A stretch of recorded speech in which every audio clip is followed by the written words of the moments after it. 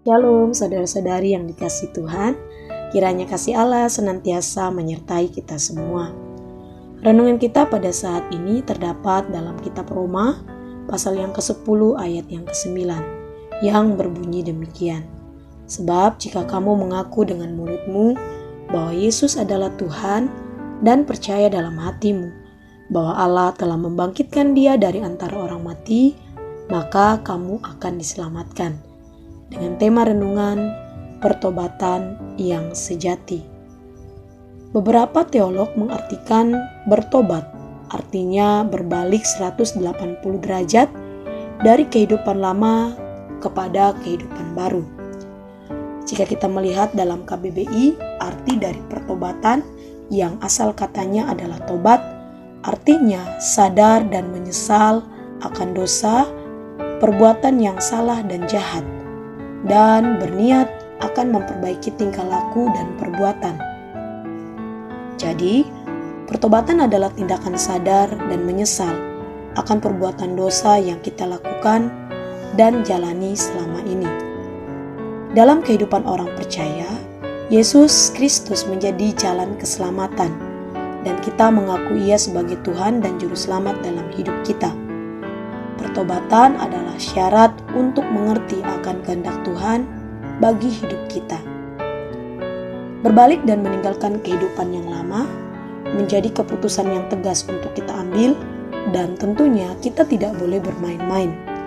Dalam perjalanan hidup kita, ketika kita mengambil keputusan percaya kepada Yesus dan meninggalkan hidup yang lama, apakah itu akan berjalan dengan baik-baik saja? Tentu tidak. Akan ada banyak hal yang akan menjadi pergumulan kita, baik dari diri sendiri, keluarga, orang-orang terdekat kita, yang mungkin menjadi tantangan bagi kita dalam proses pertobatan tersebut.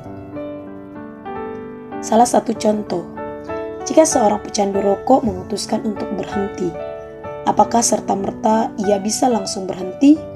Tentu tidak, karena banyak godaan untuk pecandu rokok kembali merokok. Sehingga jika seorang pecandu rokok benar-benar berniat untuk berhenti, pasti berbagai cara ia lakukan. Misalnya, mengganti rokok dengan permen atau dengan cemilan lain, atau juga dengan menghindari lingkungan perokok. Maka, seorang perokok pasti akan punya keinginan kuat untuk berhenti merokok dan itu akan berhasil. Sama halnya dengan kehidupan seorang percaya. Ketika kita sudah memutuskan menjadi orang yang percaya kepada Yesus, maka tidak hanya berhenti sampai di situ.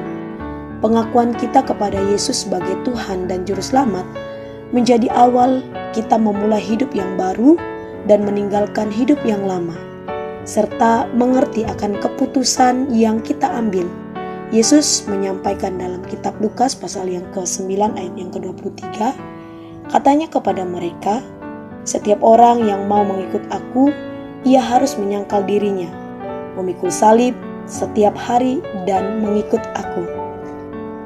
Saudara-saudari, pertobatan menjadi kunci untuk kita mengerti akan anugerah yang Allah nyatakan bagi hidup kita. Dan ketika kita sudah mendapatkan pengampunan tersebut, setiap proses yang kita jalani sebagai orang percaya, kita akan mengerti dan tidak akan menyalahkan Tuhan atas apapun yang bisa terjadi. Demikian renungan firman Tuhan saat ini.